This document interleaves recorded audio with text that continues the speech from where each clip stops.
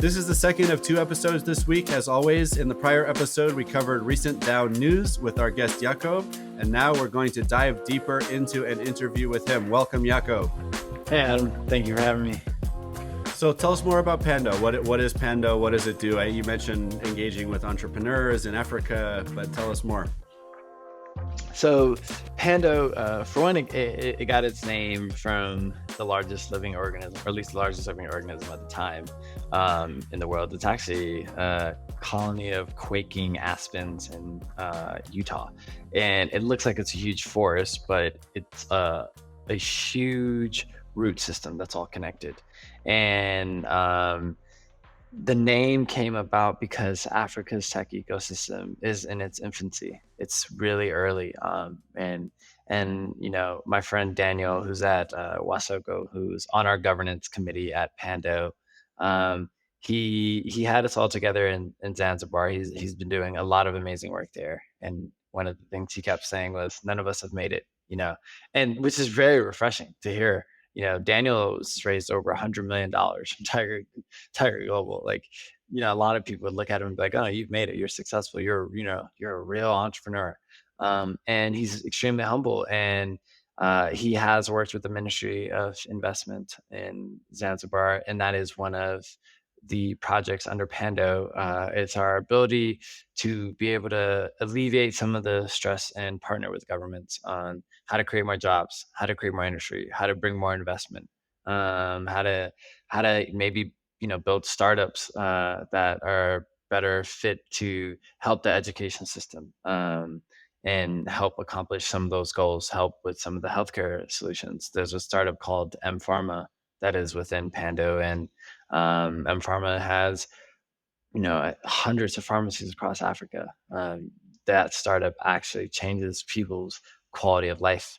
They actually saved the country of Gabon 30% on their procurement of drugs, and that's life changing. And by having all these different founders in that one community, which is Pando, allows us to go to these governments and say, hey, maybe there are some ways we can help you with some of the things that are on your plate. So that's what the Silicon Zanzibar project is.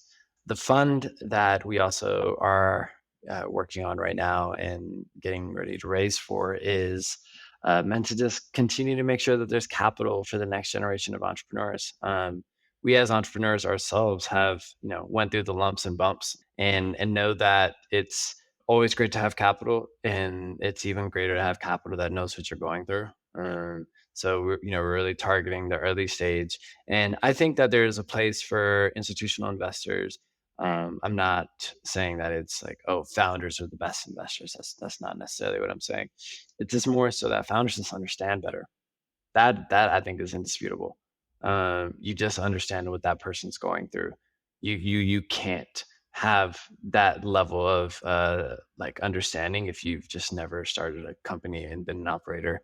And I think as these companies get bigger and they're a part of Pando and they go to raise institutional money, I think that they'll continuously look back behind and try to also help founders coming up, and they'll also see the benefit of the doors that the members of Pando can open to get that institutional money. Once you do hit that product market fit and you're like, hey, I need somebody that's going to help me run a board. I need someone that's going to help me access different markets and different type of partnerships and regulators. That's really important too. So that's another project. And then our third project is our carbon credit program. So we have companies like Sun Culture, Apollo Agriculture, Sanergy, that are all working in that space. Sanergy is, let's say waste management for Africa with a very good climate angle to it. Sun Culture does irrigation, solar powered, and the founder Samir actually gave a TED talk on how hip hop can influence just the climate movement right now. And Eli from Apollo also works with smallholder farmers and agriculture. And this is all the efforts that we think can help build a better full stack opportunity for carbon credits, and also regenerative farming, because they all work in that space. They also understand the irrigation and solar needs in Africa. Cool. Awesome. All right. So let's talk about your experience building the Pando DAO. What were some of the, or what was the biggest growing pain in the early stages of building your DAO, and how did you address that? I think that I would bifurcate it. I'd say one is like the hygiene and just like setting up the, Cayman Island structure, setting up the fund to make sure that it's separate, just doing all the things to stay above board, and that's one thing. But Wesson, being a lawyer himself and knowing a lot of lawyers in this space, that alleviated a lot of pressure on us. So I didn't actually experience that pain. Whereas on the other side is understanding the right balance of engagement within the community. You have founders, like you have people that are busy running companies, and everybody's in multiple group chats and everybody's in multiple Slacks and Telegrams and Discords and whatever you can think of. So how do you keep the engagement high and the information high without it becoming noise? And that's just a fine balance that we're still learning and tweaking today. And you're learning more and more about what your community is interested in. Like, what are the things that they're going to want to dive in on, and who's going to want to dive in on it? Like, who's going to want to take the lead on things? Who's going to want to say, hey, I want to support someone on this project. Those are all just like real fine tuning, constantly. And you're just sitting there listening. You're just kind of like, all right, like what are people saying? What do they need? Listening to people is the best way to do that. Yeah. Hmm. So how many people are in the DAO? Now we have a little bit over 70. We're just reviewing some other candidates that are coming in now, and I guess like there's different stages. If you fully minted your NFT, that is a full membership. And we have a lot of people that are just not also Web3 like inclined. So that's also like something that is a new experience. Getting to learn with others that are learning. I think taking a step back, when you think about the Web3 world, there are some people that are just so well versed in it that it can be intimidating to interact with them because, even the shorthand is just kind of going over your head.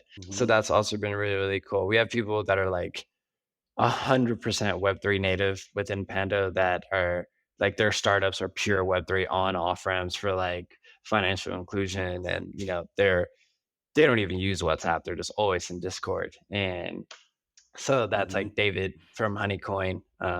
He's David from Honeycoin is just pure Web3, just like that. And then there's other founders that are working in completely different spaces, and we're all in the same community. And I think that that's really cool. That's awesome. Yep. So, what about as the DAO developed? What have been some of the biggest challenges you've had more recently? I don't know. I don't think it's a challenge, but now we have people that are interested in investing directly into the DAO, interested in partnering other protocols, grant funding, and then people that want to invest directly into the fund. So I don't know. I wouldn't. I don't think it's fair to classify that as a challenge. Um, it's more of handling everything with care and taking the time to do things right. Maybe that could be considered a challenge. But I think that is currently top of mind. It's like there's so many good things happening. Let's make sure we take care of them properly. And certain things you have to say no to because saying yes is very expensive. There's also that mindset, and you could see a lot of shiny, really, really cool things, and you want to chase all of them, but you also have to revert back to your why and the intention of like what are we trying to accomplish and like what are the goals in front of us, and how can we move the needle here, and how does that actually make things better in Africa. Like having that Mm. mindset and like raising the fund, that means we have capital to deploy into African founders that we believe will solve Africa's problems and the world's problems and build organizations that create economic activity and jobs. Like that's real, that I know. Right. Mm. So then like Mm. I don't know if that would be a challenge to say like, oh, do we do that or do we do this other project or do we do both? And like, what is the consequence of trying to do both? Um, the beauty of having a DAO is that you get to talk to other people. Like it's just it's not all on your shoulder or all on you and your co-founder's shoulder. It's like all on you and this amazing team of amazing people that you can kind of just say, hey, can we mind melt on this? Like, how do we decide what happens here? And I love that. I love kind of just hanging out with other people that are builders and really passionate about what they're doing. So, do you find in Pando that founders or some other group of people really does act as leaders within the organization, even if there's no technical power they have over others, or is the leadership really distributed amongst everyone involved? I think right now there are a couple of people that are more so in action, execution, leadership roles. Um, but it's so early and the sample size is so small, like there's nothing that I can even like take from that, right? You know, the fact that somebody might be on a committee or somebody might be spearheading a project doesn't necessarily mean I think anything currently, just because there's so many people that are like, "Hey, I'm trying to get my bearings," or "I'm running the startup and we're going through a round right now," or "I'm doing this and like I'm trying to expand." Um, and we've only been in existence for, we've been in existence for less than a year. So, um, all those things, it's kind of like you you gotta let it marinate a little bit and then see what happens, and then also make it easier and easier for people to interact. And I think we're learning that every day. We were really lucky. We have a really, really great head of community. Her name is Nkechi. She works with me at Parity, and she's also within Pando. And she's phenomenal. She puts the effort in. She motivates the community. She keeps us up to date. I think I would say, if anybody's carrying the work on their shoulders, I would say it's Nkechi.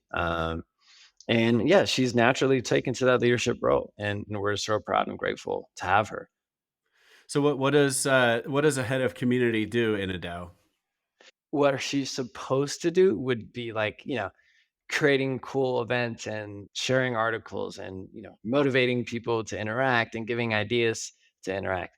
She does that, and she does so many more things. So I would say she's kind of herding cats in there at times, like, getting us to get our votes in on time, making sure, our documents are submitted, scheduling meetings for different committees. She's in multiple committee meetings, calendars, almost like I would say COOing it. Like, that's how I'd explain it. What you should really only have to focus on would be just making the community awesome and the experience amazing. Like that's really what, I would say would be the purpose of it. But I would say it's more of a like head of community COO role. I think she does a lot Mhm. more than just the title of like kind of like getting everybody pumped for stuff. Yeah, and is that a full time role or part time role?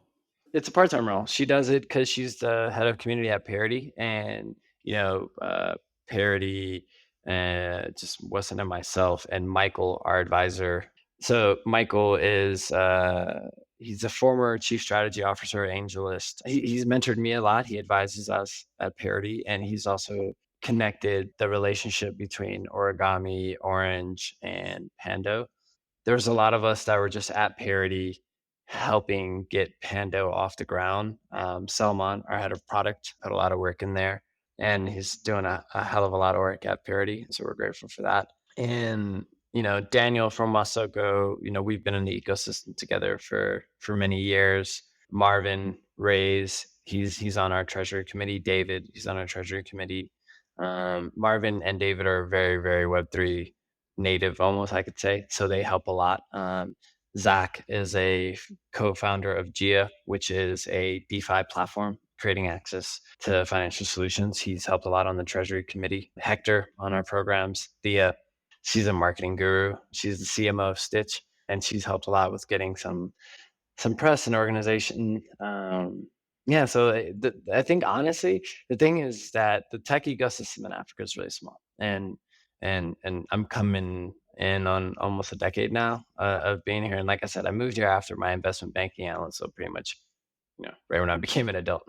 And a lot of us did. So we all just know each other because we took our lumps together. Greg is the co-founder of M Pharma. He's the one.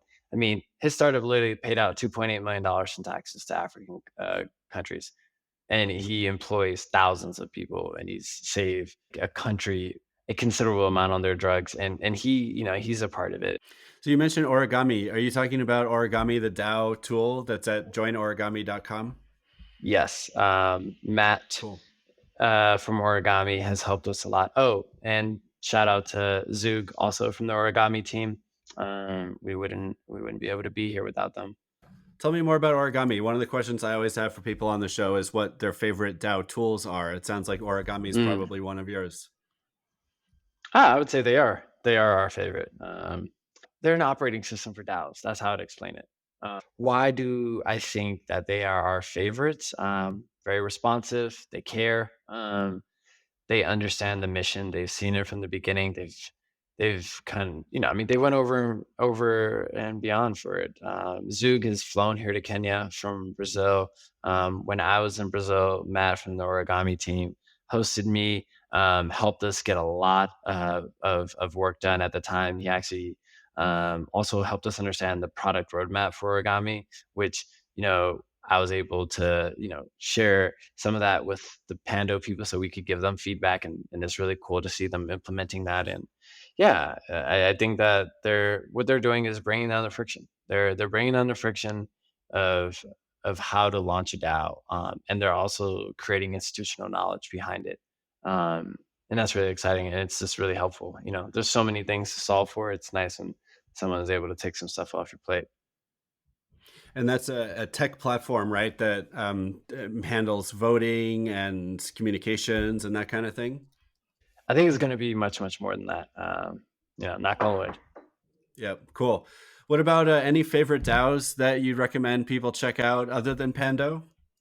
Yeah, I really like Orange. I like how they operate, and I like how they seem to have understand their balance, because I think it's the one that we look at the most because it is so founder focused, and it depends on the background of your DAO.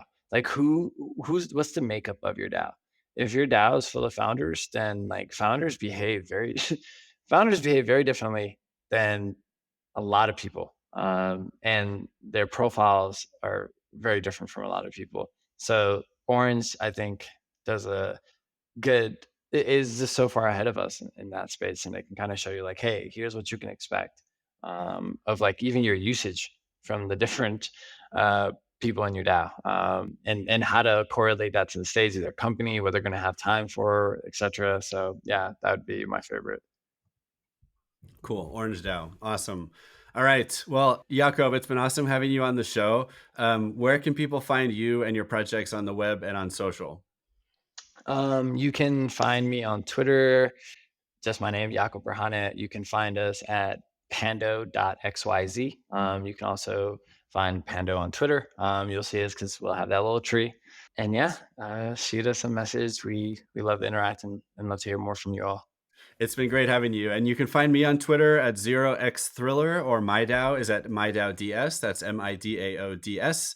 On Twitter, or mydao.org. Please consider liking the show or leaving us a review or a rating.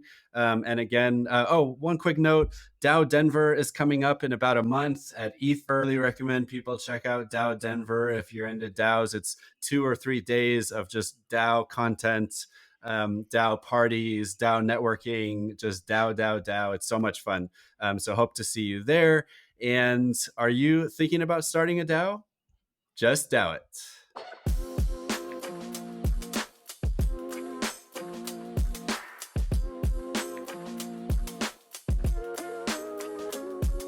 Just DAO It is for educational and entertainment purposes only. Just DAO It does not contain any legal or financial advice. My DAO also does not provide legal or financial advice, and nor does your host, yours truly.